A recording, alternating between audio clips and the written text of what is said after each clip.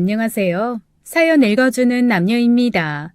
오늘도 와주셔서 감사드리며 그럼 오늘의 사연 바로 소개해드리겠습니다. 20대 때 제 별명은 돌하루방이었습니다. 도라이가 하루 종일 돌아다니며 방방 뛰고 논다고 해서 돌하루방이었어요. 그 정도로 저는 자유로운 영혼이었습니다.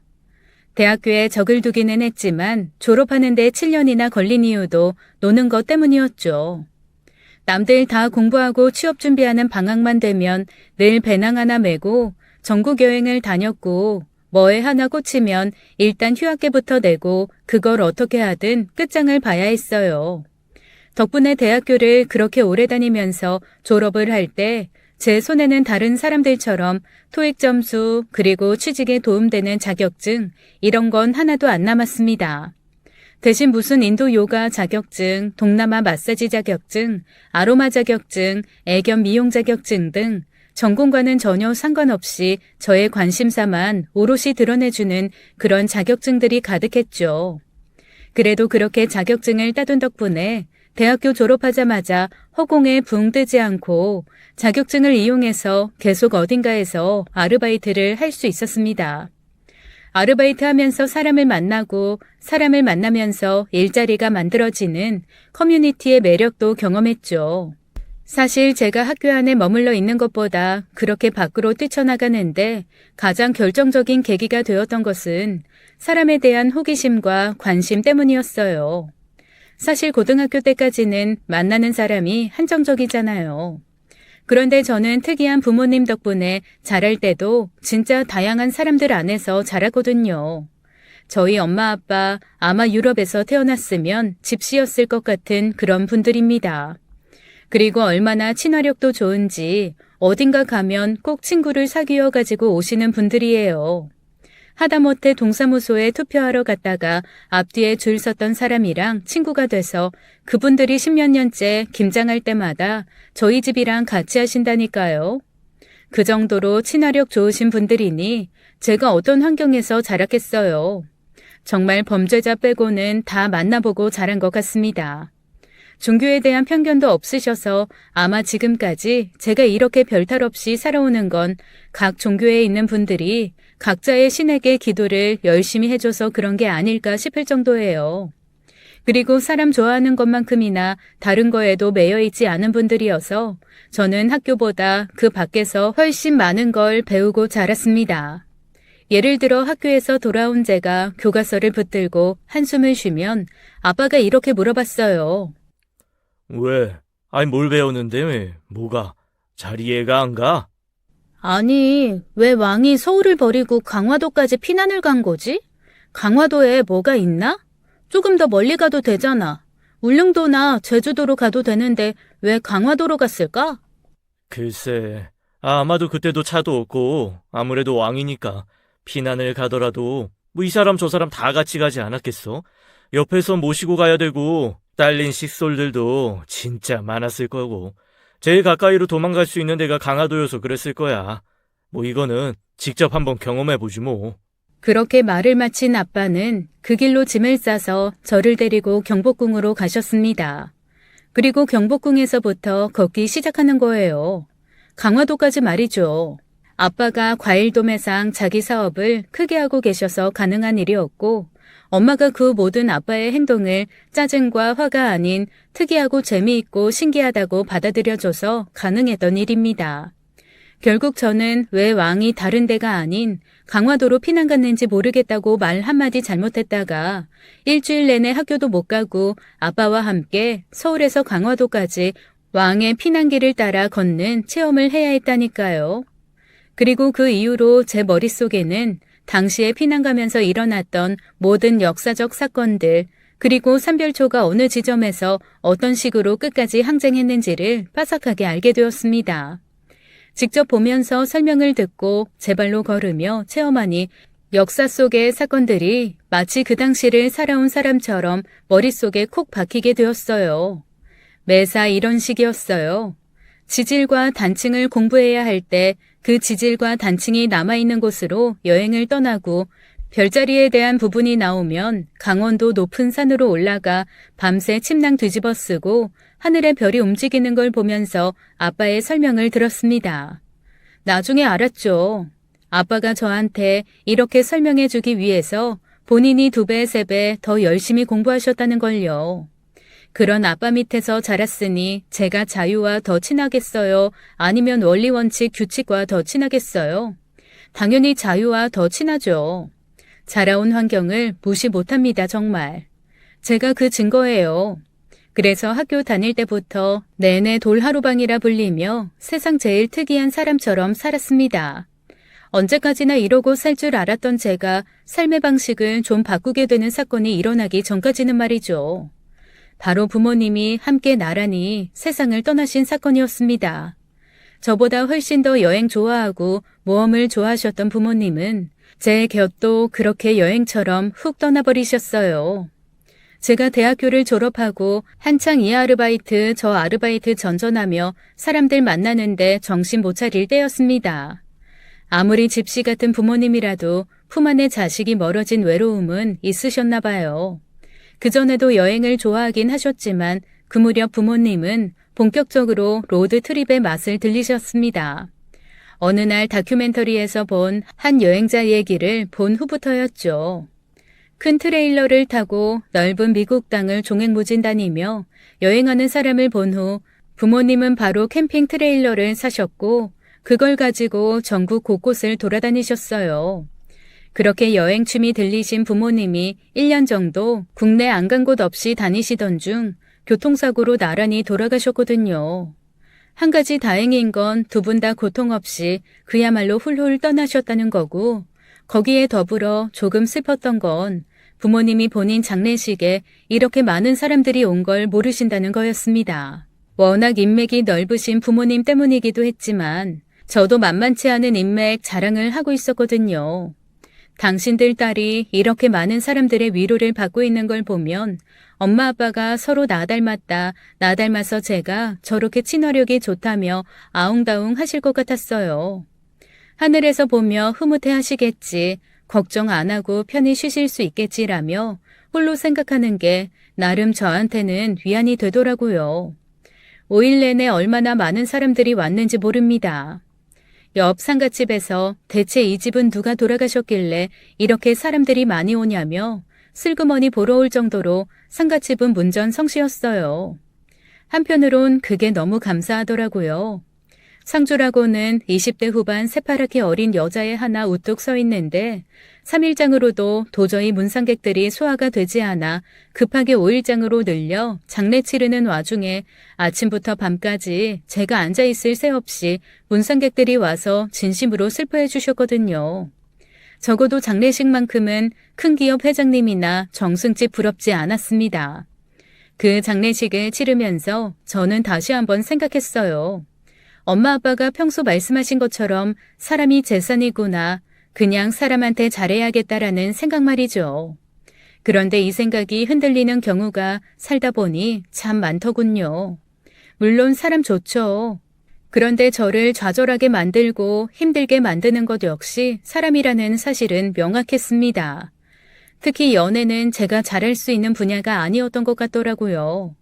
늘 연애를 할 때마다 이해하지 못할 몇 가지 지점 때문에 제가 사랑하는 사람을 손에서 놓아야 했습니다. 왜 사람들은 항상 연애의 끝을 결혼이라고 생각하고 결혼하면 아이를 낳아 가정을 꾸려야 된다고 생각하는 걸까요? 저는 그게 40대가 되어서도 도저히 이해가 되지 않았어요. 그냥 더불어 살아 좋으니 좋은 사람이 함께 합을 맞춰 한 공간에서 의지하면서 사는 거 안 되는 건가요? 반드시 서류로 부부로 맺어진 후에 그 사람과 내 가족까지 다 챙겨가며 아이를 낳고 아이 양육을 해야 결혼인가요? 그 부분에 대한 가치관이 일치하지가 않으니 결국 제 연애는 늘 이별을 끝으로 하게 되더라고요. 그건 또 그거대로 괴로운 일이었습니다. 좋아하는 사람과 좀 심정적 안정을 누리고 싶은데 만나는 사람들마다 원하는 건 심정적 안정이 아닌 환경적 안정이더라고요. 서로 그렇게 가치관이 다르니 당연히 끝이 좋을 리가 없죠. 그렇게 어영부영 이 사람 저 사람 만났다 헤어졌다 하면서 40대 중반 곧 50을 바라보는 나이가 되었습니다. 그리고 그쯤 감사하게도 저한테는 새 부모님이 생기셨어요. 물론 호적으로 입적을 하거나 그런 건 아니었는데 저희 엄마 아빠랑 진짜 오랜 시간 인연을 이어오셨던 어르신들이거든요. 엄마 아빠한테도 너무 잘하셨고 엄마 아빠 돌아가셨을 때 진짜 친부모처럼 혼절했다 깨어나다를 반복하며 함께 슬퍼해 주셨던 분들입니다. 근데 그분들이 저한테 조심스레 제안을 하나 하시더라고요. 네가 원하면 성인 입양까지도 우리는 고려하고 있어. 그래도 살면서 든든한 뒷배가 필요할 일이 생기지 않겠니? 우리가 재산이 없는 것도 아니고 그런데 우리는 자식이 없잖아. 그냥 이거 다 너한테 물려주고 가면 우리도 마음 편할 것 같고 그래서 그래. 아무리 나이가 50이 되고 60이 돼도 부모만큼 든든한 존재는 없더라. 사실 처음에 그 얘기를 듣고 깜짝 놀랐습니다. 물론 엄마 아빠가 살아계셨을 때도 그 두 분을 부모님처럼 깍듯이 모시기는 했어요. 수술 한번 하면 진짜 간병인 안 쓰고 며칠이고 붙어 있었고 대소변을 받아낼 일이 있으면 그것까지 손수 다 하셨거든요. 엄마 아빠 돌아가신 후에는 제 몫이었죠. 저는 사실 별 생각은 없었습니다. 그냥 평소에 엄마 아빠가 하시던 걸 봤기 때문에 안 계신 지금은 내가 해야 되는구나라는 생각이 너무 당연했을 뿐이에요. 그런데 그분들한테는 그게 전혀 당연한 일이 아니었나 봐요. 너무나 고맙고 마음 깊이 남는 일이셨던 거죠. 그러니 저한테 수십억 원에 가까운 재산 다 물려받을 자식으로 들어오지 않겠냐고까지 얘기를 해주신 거니까요. 처음엔 당황했고 두 번째는 너무 감사했습니다. 세상 천지 누가 피 한 방울 안 섞인 남을 그렇게 취급해 주겠어요. 그런데 아무리 생각해도 제가 법적인 자식으로 묶이는 건 아닌 것 같더라고요. 그래서 그냥 고개를 설레설레 저으며 이렇게 말씀드렸습니다. 말씀 주신 거 정말 감사해요. 그 말씀만으로도 저는 평생 살 힘을 얻었어요. 그런데 앞으로 제가 어떤 놈 만나서 어떻게 살지 모르고 그 재산 덥석 받겠다고 양녀로 들어가겠습니다 하는 건 아닌 것 같아요. 그냥 지금처럼 마음으로 저를 자식이라고 생각해 주세요. 저도 어머니 아버지라고 생각하고 잘 모실게요. 제 대답을 듣고 두 분은 서로를 마주보며 은은하게 웃으시더라고요. 그리고 저를 꼭 끌어안고 이렇게 말씀하셨습니다. 그래. 아유, 어쩐지 너는 그렇게 대답할 것 같았다. 그러면 이거 하나는 한번 좀 진지하게 고려해보겠냐? 우리가 사는 집이 넓지 않냐? 주택이고 대문만 같이 공유했다 뿐 이 아래쪽에 예전에 세줬던 공간이 지금 텅 비어 있거든. 완전히 다 막혀 있고 거기는 출입문도 따로 있으니까 거기로 들어와서 사는 건 어때? 지금 부모님하고 같이 살던 그 집에서 여전히 살고 있지? 그거는 그냥 네 재산으로 가지고 있고 그냥 이 집 들어와서 살아. 불편하지 않으면. 양녀 얘기는 좀 부담스러웠지만 집으로 이사 오라는 그 얘기는 몹시 매력적이었습니다. 사실 독립해서 계속 밖에서 살다가 엄마 아빠 돌아가신 후 그 집 들어가서 사는 거 제 마음이 너무 아프고 힘들었거든요. 10수년이 지나도 곳곳에 남아있는 엄마 흔적, 아빠 흔적을 보며 올라오는 그리움은 쉽게 지워지지 않더라고요. 나름 청소도 하고 물건도 버리면서 많이 지운다고 지웠지만 그래도 그 공간에 남아있는 추억이라는 게 참 무시 못할 것이었던 걸 새삼 깨닫는 시간들이었습니다. 그래서 그 집은 얼른 정리를 하고 어르신 집으로 들어와서 함께 살게 되었어요. 워낙 자주 들락거렸던 집이라 어색한 것도 없고 두 분 성향이 조용하고 민폐 끼치기 싫어하시는지라 제 개인 생활도 지나치게 보장해 주시더라고요. 환경은 좋아지고 두 어르신이 가까이 계시니 마음적으로도 안정이 왔습니다. 그래서 좀 너그러워지고 마음이 열려서 그런 건지 그쯤 남자도 하나 만나게 되었어요. 다른 사람들과 달리 저한테 이런저런 조건이나 컨디션 물어보지 않고 그냥 담백하게 다가오는 사람이었습니다. 그게 마음에 들어서 만나기 시작했죠. 알고 보니 그 사람 아들 하나 있는 이혼남이더라고요. 꽤 일찍 결혼을 했었는지 아들은 20살이 넘었고 아들과 함께 평범하게 살고 있는 그런 남자였습니다. 저한테 크게 터치하는 것도 없고 꼬치꼬치 물어보는 것도 별로 없이 그냥 담백한 사람이었어요. 그리고 무엇보다 저희가 만나는 자리에 한두 번 정도 인사하러 들렀다가 어느새 저와 많이 친해진 그의 아들이 너무 매력적인 캐릭터였습니다. 요즘 애들이 다 그런 건지 아니면 그 아이가 유난히 그런 성격인 건지 아주 부침성도 좋고 서글서글 하더라고요. 그 친구를 보고 있으면 20대 때 넉살 좋게 시골집에 괜시리 들어가 인사 한번 하고 밥 한 그릇 얻어먹고 나오던 제 모습이 떠오르는 것 같기도 했어요. 여튼 젊은 게 부럽고 한편으로는 나도 노는 거 조금 덜 놀고 저런 아들 하나 낳아서 키웠어야 했던 건가라는 생각이 들게 하기도 하는 녀석이었습니다. 이게 신나게 놀던 20대 때는 몰랐는데 나이가 딱 먹고 나니까 가장 아쉬운 게 내 핏줄, 내 가족이더라고요. 당시에는 엄마 아빠가 이렇게 빨리 돌아가실지도 몰랐고 제가 외로움을 느끼게 될 줄도 몰랐는데 생각보다 이별의 시간은 빨리 오고 외로움도 금방 찾아오더라고요. 결혼 생활하며 아웅다웅 살던 친구들이 어쨌거나 저쨌거나 자식들이랑 같이 안정적인 삶 꾸려나가는 거 보면서 한편으로는 조금 위기감도 느끼고 불안함도 느꼈던 게 사실입니다. 그런데 뒤늦게 만난 남자친구의 아들이 저한테 정말 친엄마처럼 살갑게 대해주니 그건 또 그것대로 고맙고 제 어떤 비어있던 부분을 채워주는 것 같아서 너무 좋더라고요. 남자친구도 저를 따르는 아들을 보며 한편으로는 조금 어이없어 하면서도 또 한편으로는 저한테 아들 녀석이 워낙 엄마랑 일찍 헤어져서 좀 저런 정이 많다고 저만 불편하지 않으면 잘 지내줬으면 좋겠다고 하는 겁니다. 저야 당연히 잘 지낼 수 있고 고마우니까 그 친구랑 같이 밥도 여러 번 먹고 함께 놀러 가기도 하고 잘 지냈어요. 그런데 그로부터 얼마 뒤에 놀라운 얘기를 저희 양부모님한테 듣게 되었습니다. 사실 제가 부모님이 돌아가셨다는 말이나 지금 저를 딸처럼 여겨주시는 분들이 오랜 인연으로 저를 양녀처럼 대해주신다는 얘기 그런 말 안 했거든요. 이게 결혼을 전제로 모든 걸 오픈하고 만나는 사이기는 하지만 이 나이 먹어서 굳이 그런 사연들을 다 얘기할 필요는 없다는 생각이 들어서였어요.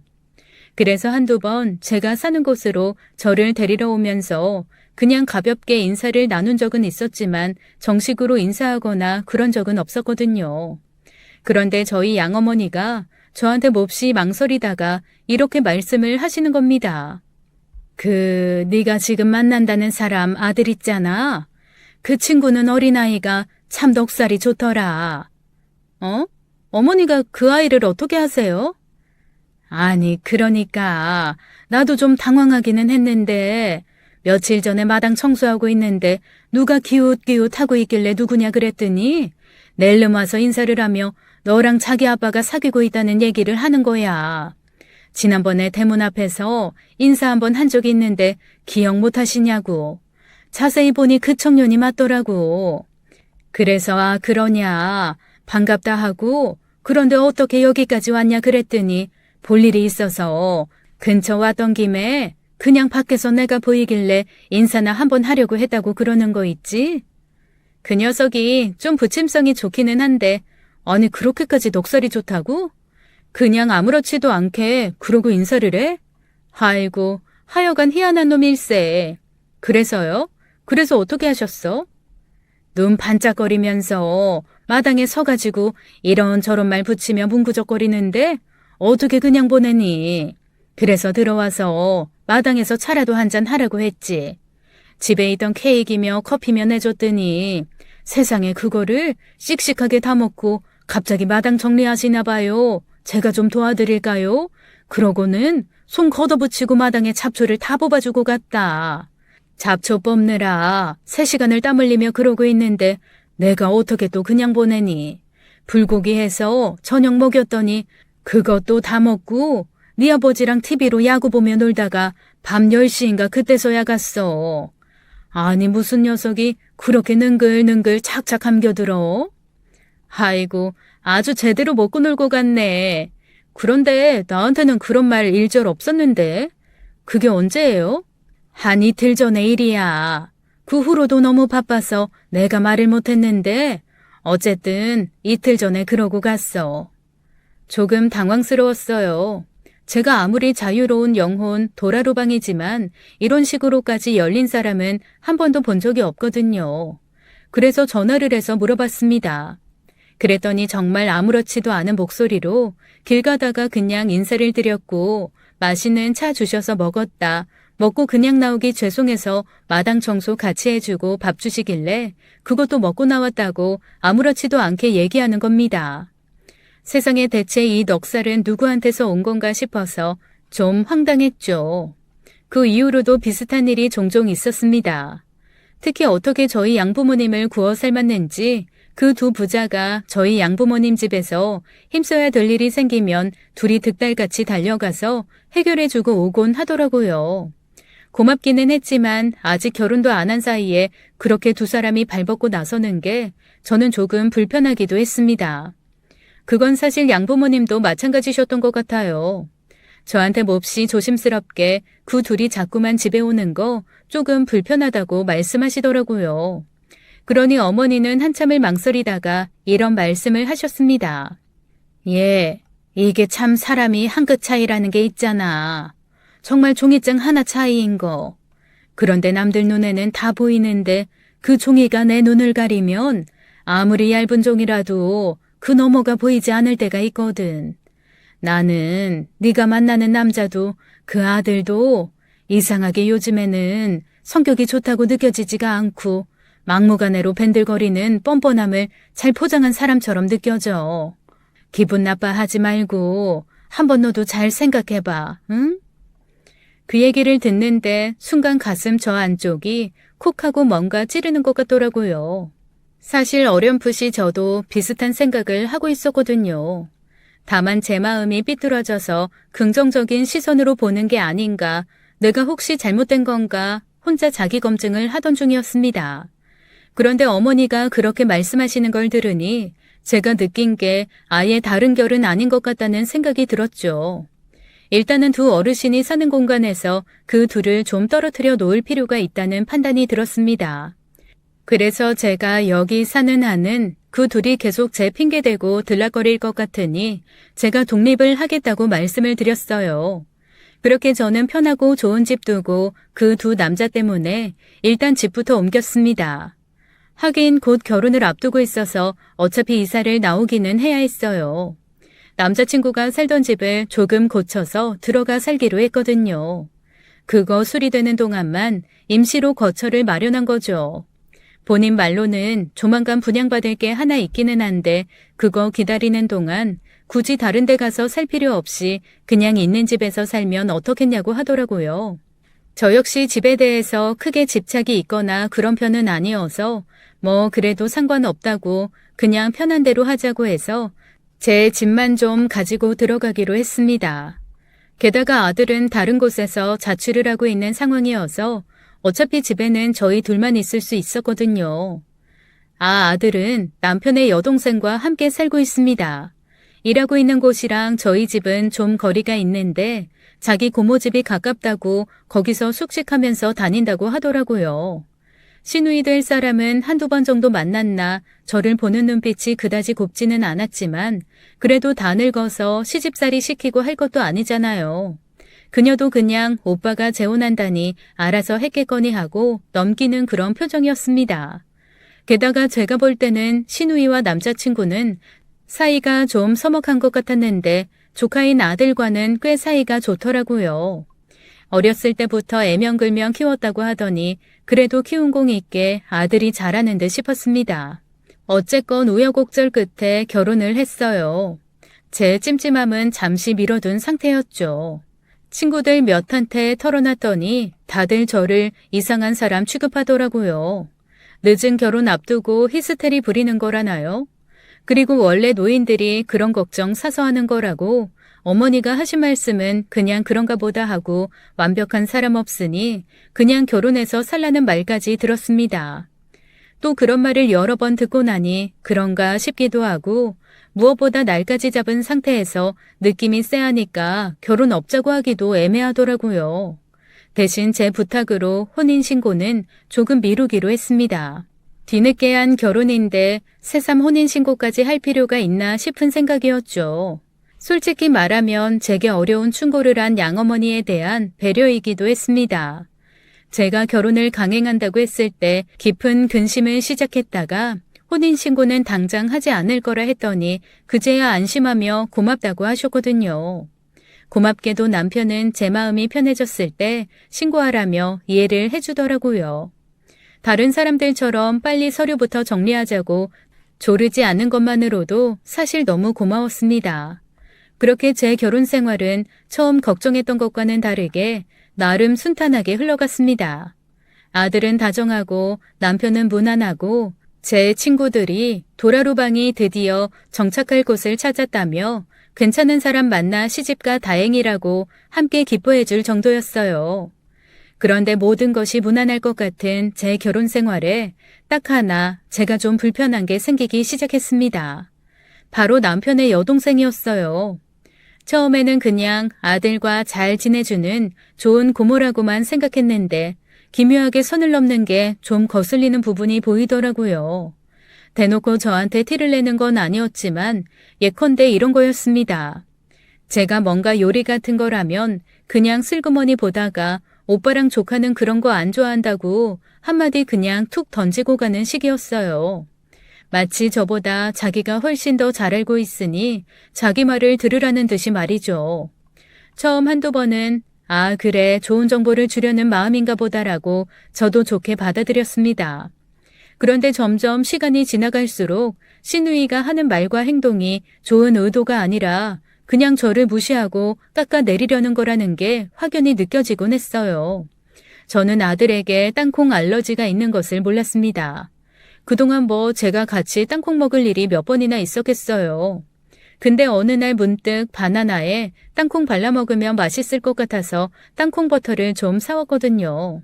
그걸 보곤 기겁을 하면서 저를 살인 미수범처럼 취급하는 겁니다. 자기 조카가 이거 알러지가 있는데 먹고 잘못되면 어떡하냐고 자기네 집에서는 절대 땅콩 같은 거 먹지 않는다며 저한테 이런 것도 몰랐냐고 있는 대로 구박을 하는 겁니다. 좀 당황했죠. 아무도 저한테 말해준 적이 없으니까요. 그래서 제가 몰랐다고 했더니 어떻게 모를 수가 있냐며 관심 부재라고 저를 막 비난하는 거 있죠. 좀 많이 당황스럽더라고요. 이게 이렇게까지 혼날 일인가 싶기도 하고 조금 주제 넘는다라는 생각도 들어서 제 표정이 좀 굳었나 봅니다. 그걸 보고 또 아차 싶었는지 말을 얼버무리는데 기분은 영 좋지 않았어요. 그날 남편이 와서 저한테 자초지종을 설명하고 기분을 풀어주지 않았으면 아마 꽤 오래 기분이 언짢았을 것 같아요. 아니, 그 아들놈이 땅콩 알러지 있는 거를 발견한 게 걔거든. 뭐 우리도 몰랐지. 뭐 먹어본 적이 없으니까. 그런데 어디서 맛있는 땅콩 샌드위치 레시피를 보고 먹으라고 해줬는데 그걸 먹고 애가 뒤집어지고 난리가 난 거야. 그때 정말 자기 조카 죽는 줄 알고 엄청 무서워하고 겁냈었거든. 아마 그 트라우마 때문에 그럴 거야. 조금 예민하게 군 거 걔도 반성하고 있다고. 자기가 나중에 정식으로 사과한다고 일단은 언니 기분 좀 풀어주라고 했으니까 당신 기분 풀어. 아니 그래도 애한테 알러지가 있으면 나한테도 좀 미리 귀뜸이라도 좀 해주지. 내가 몰라서 샐러드 소스에라도 땅콩 같은 거 집어넣었으면 어떻게 할 뻔했어? 진짜 아휴. 여튼 아가씨도 이것저것 알려주는 건 고마운데 이런 식으로 하는 거 나도 반갑지는 않아. 그래, 충분히 이해해. 충분히 이해하니까 기분 풀고. 그리고 애가 어리면 모를까 다 큰 상태여서 사실 굳이 말할 생각을 안 했어. 뭐 다 큰 놈 지가 알아서 먹는 거지 뭐. 자기가 피해가면서 살펴 먹는 거지. 우리가 일일이 챙겨주고 그럴 일 별로 없잖아. 그 일로 그렇게 남편의 위로와 신우이의 뒤늦은 사과로 마무리가 되었습니다. 하지만 이후로도 비슷한 일들은 계속 반복되었어요. 그리고 그럴수록 저는 점점 더 이 남자랑 과연 서류까지 합쳐서 사는 게 맞나, 내가 진짜 가족이 될 수 있을까라는 생각을 기피하게 되었습니다. 그리고 저의 그 조심성이 어쩌면 제 인생을 살렸을 수도 있겠다라는 확신이 든 사건이 하나 발생했어요. 분명 아들 녀석이 며칠 여행을 가겠다고 했거든요. 그래서 여행 잘 갔다 오라고 용돈도 주고 나름 제가 여행 다녔던 코스까지 쫙 짜서 줬습니다. 근데도 뒤늦게 저한테 부모 마음이라는 게 생겼는지 그 녀석이 잘 지내고 있는지 불안한 거예요. 마침 제가 소개해준 숙소가 저랑 진짜 친한 선배 오빠가 하는 숙소였거든요. 그래서 선배 오빠한테 슬그머니 전화를 해서 물어봤죠. 잘 도착했냐고 말입니다. 그런데 선배 오빠가 뭔가 머뭇머뭇하면서 대답을 흐리는 겁니다. 오빠, 왜? 애한테 무슨 일 있어? 야, 내가 지금 여기서 할 얘기는 아닌 것 같고, 그런데 네가 좀 알아야 될 것 같기도 하고 뭔가 애매하다. 어쨌거나 손님이라 내가 함부로 사진이나 영상을 찍으면 안 되거든. 나 콩밥 먹고 섭소 문 닫아야 돼. 그런데 이건 네가 알아야 할 것 같긴 한데, 아니 너 시간 되면 혹시 슬그머니 좀 내려올 수 있냐? 지금? 아니, 왜? 아니, 무슨 일인지 말을 해봐. 아니, 무슨 일이 있는 건 아닌데, 네 말 듣고, 아니, 나는 애가 혼자 오는 걸로 알고 있었거든. 그런데, 여자랑 같이 왔어. 사실 오빠 말을 듣고 저는 빵하고 웃음이 터졌습니다. 그 나이에 여자랑 같이 여행 간 게 뭐 그렇게 심각하게 얘기 나눌 일이라고 전전긍긍 하는 건지 새삼 그 오빠랑 친하게 되었던 계기가 떠올랐거든요. 그 오빠를 제가 처음 만난 건 거의 한 20여 년 전의 일입니다.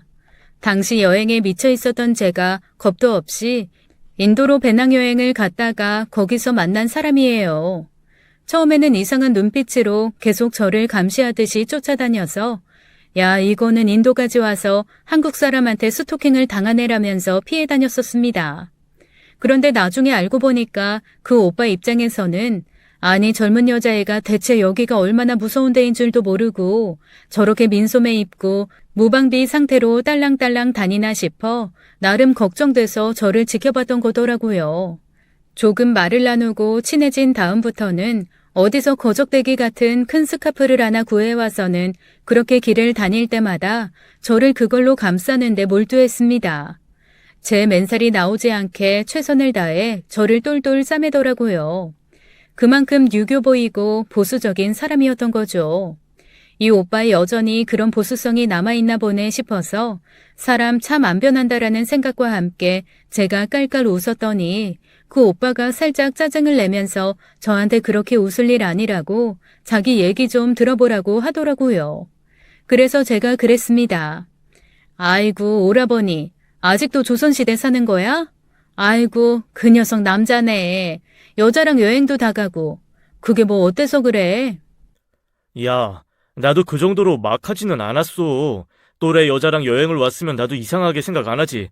그런데, 아이, 같이 온 여자를 엄마라고 부르잖아. 네가 만나는 그 사람 사별했다고 하지 않았어? 나 그렇게 들었던 기억이 있는데. 엄마? 엄마라고? 그게 무슨 소리야? 맞아, 사별했다고 했어. 그런데 걔가 엄마라고 부른다고? 그리고 내가 볼 때는 보통 모자 사이가 아니야. 게다가 네가 말한 거랑 애가 인상이 너무 달라. 인상이 다르다니? 그건 또 무슨 소리야? 야, 나도 네가 알다시피 산전, 수전, 공중전에 백병전, 난투구까지 살면서 다양하게 겪은 사람이잖아. 그치? 다른 건 몰라도 사람 보는 눈치 하나는 기가 막히다고. 인정하지? 인정하지. 오빠만큼 사람 잘 보는 사람도 없기는 하지. 그래, 반무당이란 말이지 내가. 그런데 뭐랄까, 애가 어떻게 보면 서글서글하니 그래 보이는데 또 어떻게 보면 뭔가 꿍꿍이가 보인다 이거야. 뭐랄까, 야, 내가 너한테 진짜 할 말은 아니지만 아주 고지능 사기꾼 같은 그런 느낌도 없잖아 들어.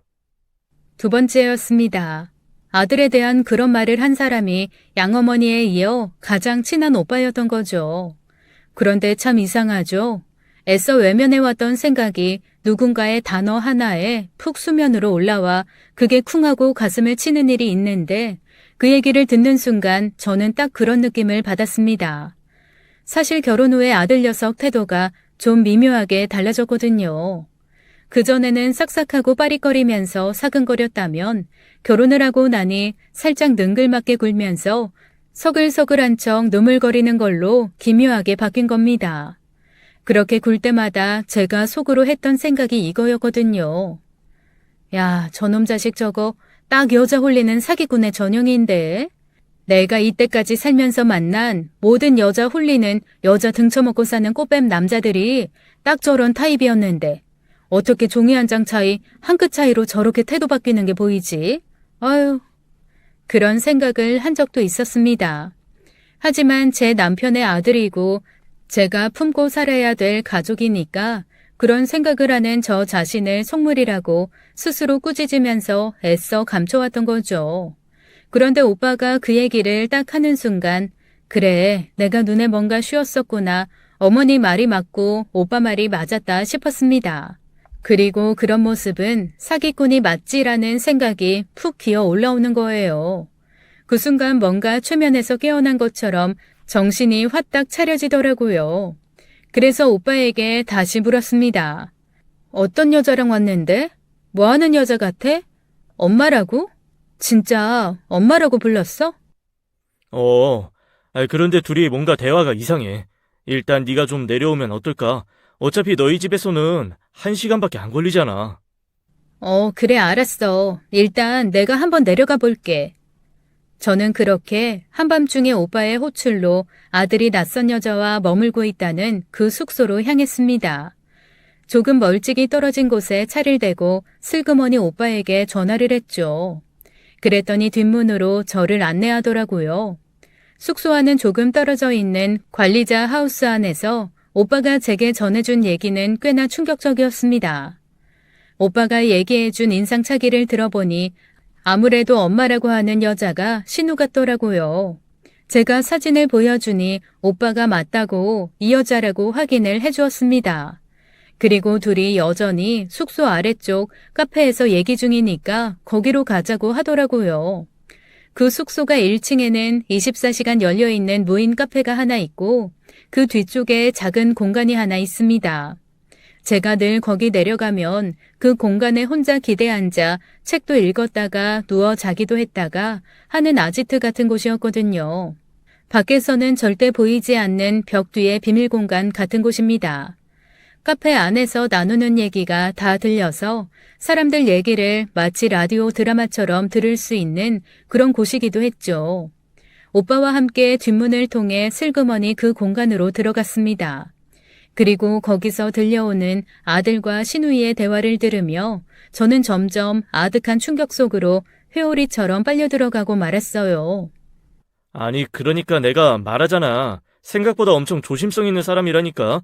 의심은 더럽게 많아가지고 아직 서류 정리를 안 해주는 걸 어떡해. 아빠를 짜부던가 엄마가 나한테 말해봐야 소용없어.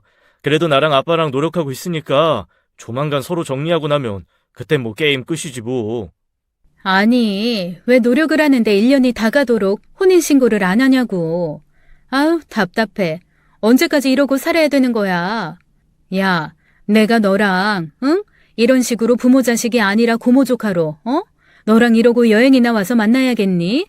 아휴, 정말 이게 뭐 하는 짓이야. 뭘 여행이나 와서 만나. 같이 살거든 우리. 만날 집에서 같이 얘기하는데 세상 무슨 여행을 또 와서 이러고 있어. 하여간 엄마도 별나. 집에 있으면 답답하니까 그렇지. 그리고 네 아빠가 왔다 갔다 하는 것도 눈치 보이고. 내일 아빠 온다고 했는데 변함없지? 출장 간다고 밑밤 다 깔아놨대. 걱정하지 마.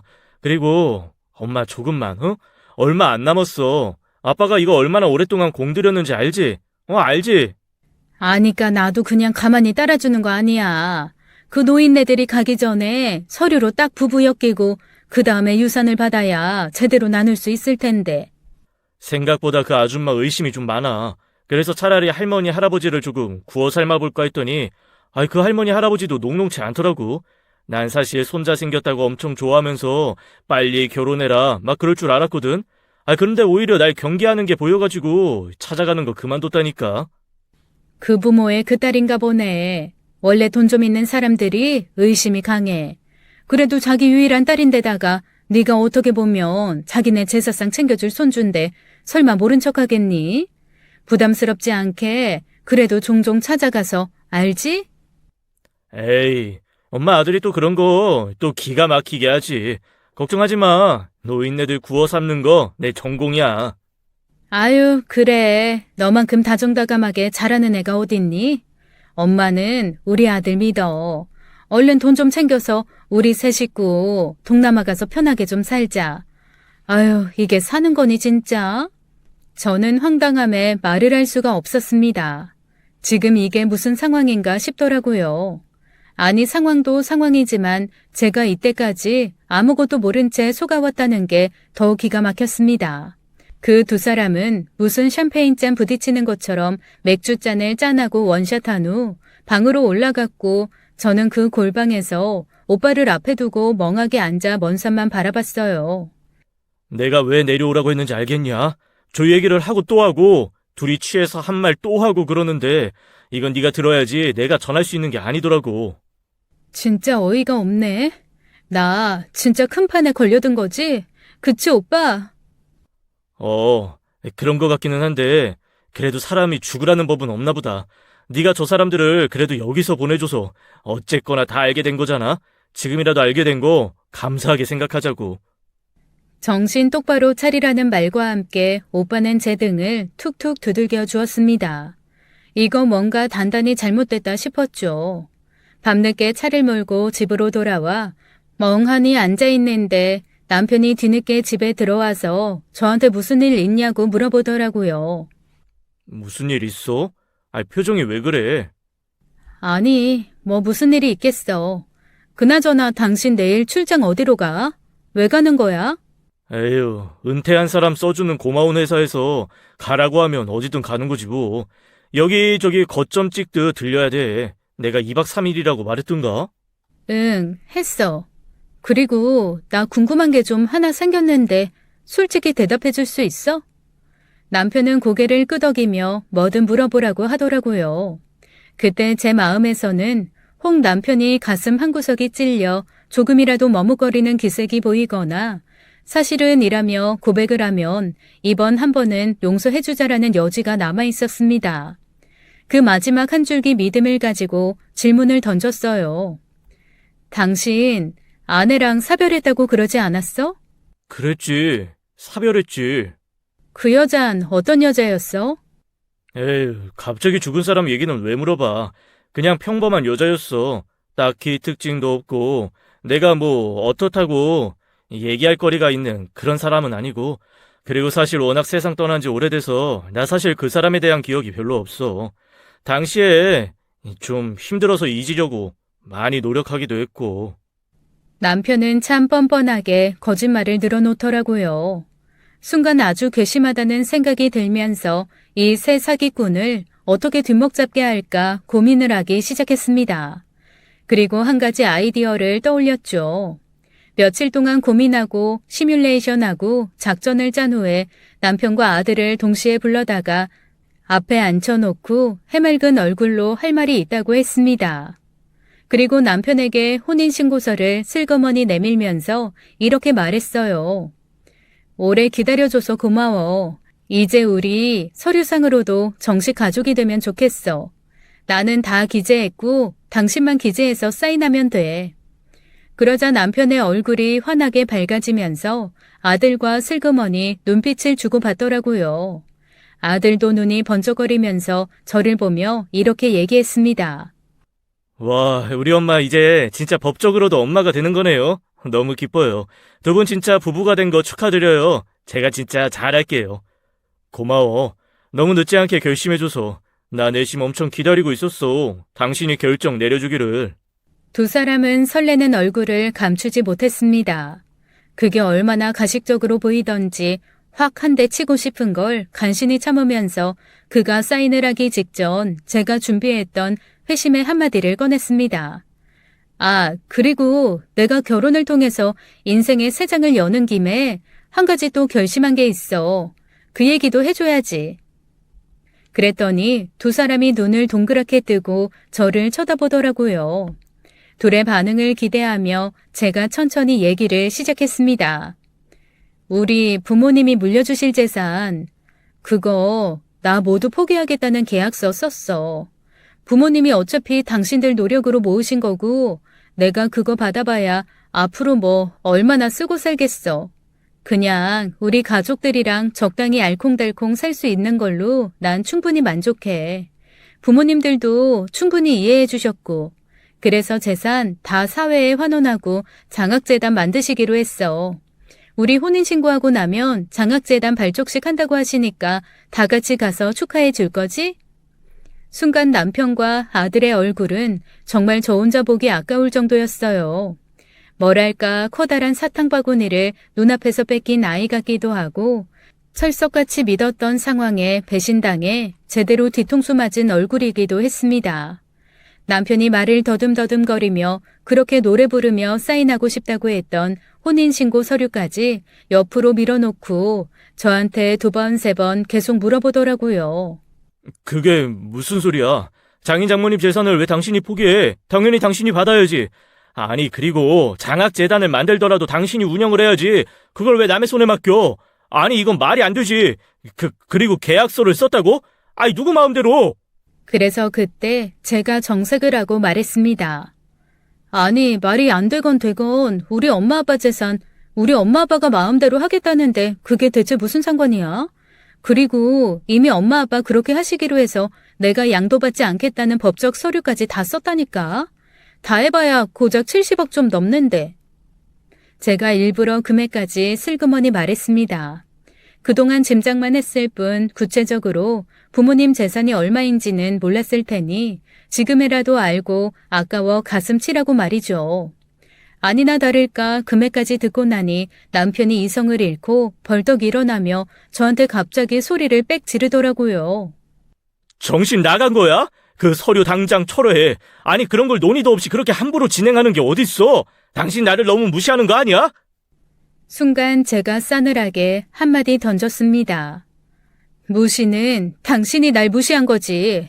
자기 와이프를 여동생으로 둔갑시켜서 새 식구가 작정하고 나 뜯어먹으려고 덤볐던 건 무시가 아닌가?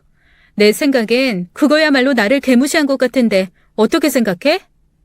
제가 그 말을 하자마자 남편과 아들이 마치 석상처럼 굳어버리더라고요. 제가 알고 있으리라고는 생각도 못했겠죠. 남편이 어어어 하는 얼굴로 띄엄띄엄 저한테 질문을 했습니다. 와이프를 여동생으로 만들다니. 아니, 그게 무슨 소리야? 어디서 대체 무슨 이상한 얘기를 듣고 와서 엄한 사람 누명을 씌워. 오해야. 무슨 소리를 들었는지 몰라도 그냥 다 오해라고. 글쎄, 그게 누명인지 아닌지 유전자 검사라도 해볼까? 아니면 등본에 초본까지 세 사람 다 떼서 비교해보든가. 아들인지 조카가 맞는지 한번 제대로 알아내봐? 당신 나한테 혼인신고하자고 했던 거 우리 부모님 돌아가시기 전에 부부로 엮여야 내가 상속받을 재산 조금이라도 탐낼 수 있을 것 같아서였던 거 아니야? 근데 어쩌지? 우리 부모님 내 친부모도 아니야. 나를 양녀처럼 받아들여 돌봐주신 분들이지. 한마디로 이 서류에 도장 찍어 부부가 돼도 그분들 재산 70억 중에 7원도 당신들한테 갈 리가 없다는 거라고. 그건 또 무슨 소리야? 친부모가 아니라고? 아니, 그 집에서 살았잖아. 엄마 아빠라며. 사기를 치려면 제대로 조사를 하든가. 우리 친부모님 돌아가시고 친한 지인 어르신들이 내 보호자가 되어주신 것뿐이야. 우리는 법적으로 엄연한 남남이야. 당신들 헛물켰다고. 어쨌거나 부모님한테는 말씀드렸어. 그 재산 탐내는 사람 배라도 아프게 정말 좋은 일에 쓰자고. 당신 가족보다 훨씬 그 재산이 필요한 사람들이 있을 테니 그들한테 가는 게 맞다고 생각해. 제가 그 말을 끝내자마자 저는 그 두 부자의 바닥을 봤습니다. 둘 다 자기 화를 못 참고 근처에 있는 물건들을 집어던지며 패악을 부리기 시작하더라고요. 저한테 사기꾼이라는 말도 안 되는 비난을 하는 걸 시작으로 나중에는 서로 탓을 하며 싸우기 시작했습니다. 알고 보니 그 아들이 몇몇 동호회에서 저를 멀리서 지켜봤고 나름 공략할 만한 대상이라고 생각해서 제 아빠에게 알려줬던 거더라고요. 남편은 아들에게 네가 소개를 잘못해서 그렇다고 뒤집어 씌우고 아들은 그동안 살면서 그런 거 하나 알아채지 못했냐고 비난하는 꼴이 정말 가관이었어요. 하지만 둘의 분열, 짐작되지 않는 바는 아니었기에 조용히 경찰을 불렀습니다. 그리고 어차피 저는 법적으로 그들과 엮여 있는 사람도 아니니 그들이 경찰 조사를 받는 동안 그냥 집에서 짐 싹 챙겨가지고 제가 살던 양부모 집으로 다시 들어갔죠. 저한테 자초지종을 들은 어머니 아버지는 가슴을 쓸어내리며 어쩐지 인상이 좋지 않았다고, 인상 이기는 사람 없다며 지금이라도 알게 돼서 다행이라고 안도의 한숨을 쉬었습니다. 그리고 그 화상들이 언제 이 집으로 또 찾아와 난동 부릴지 모르니 그냥 이 집 팔고 다른 데로 이사가서 같이 살자고 하시더라고요. 사실 좀 죄송했어요. 두 분이 살고 계시는 그 집은 아주 오래전에 두 분이 직접 설계에 참여하고 자재 하나하나 해외까지 나가서 공수해가지고 직접 지으신 집이거든요. 집 짓는 동안 몇 번 구경을 온 적도 있어서 두 분이 얼마나 애정 가득 쏟으면서 짓고 가꾸신 집인지 누구보다 제가 잘 압니다. 워낙 잘 지어서 드라마 촬영도 꽤 여러 번 하고 낯선 사람이 찾아와서 혹시 팔지 않겠냐고 물어봐도 절대 내놓지 않으셨던 그런 집입니다. 그런데 제가 이런 상황이 왔다고 하니까 흔쾌히 대뜸 집부터 팔자는 이야기를 해주시는 거예요. 너무 감사하고 죄송해서 눈물이 다 나더라고요. 그렇게 저는 사기꾼 가족 집단에서 벗어나 제 부모님과 함께 그야말로 완벽한 제2의 인생을 살기 시작했습니다. 이사 온 곳까지 다행히 쫓아오지는 않더라고요. 그럼에도 불구하고 여전히 비슷한 사람들을 보면 가슴이 한 번씩 철렁하기는 해요. 자라보고 놀란 가슴 소뚜껑 보고 놀라는 거죠 뭐. 하지만 뒤늦게라도 모든 사실을 알게 돼서 제 인생 다시 찾았다는 것만으로도 저는 사실 충분히 만족합니다. 그 숙박업소 하는 오빠에게도 통 크게 선물 하나 했어요. 부모님이 그 오빠가 은인이라며 업소 옆에 땅을 사주셨거든요.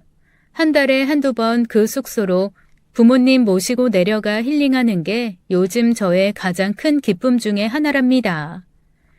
지금까지 사연 읽어주는 남녀였습니다. 끝까지 시청해주신 여러분 감사드리며 저희는 다음 사연으로 돌아올게요. 감사합니다.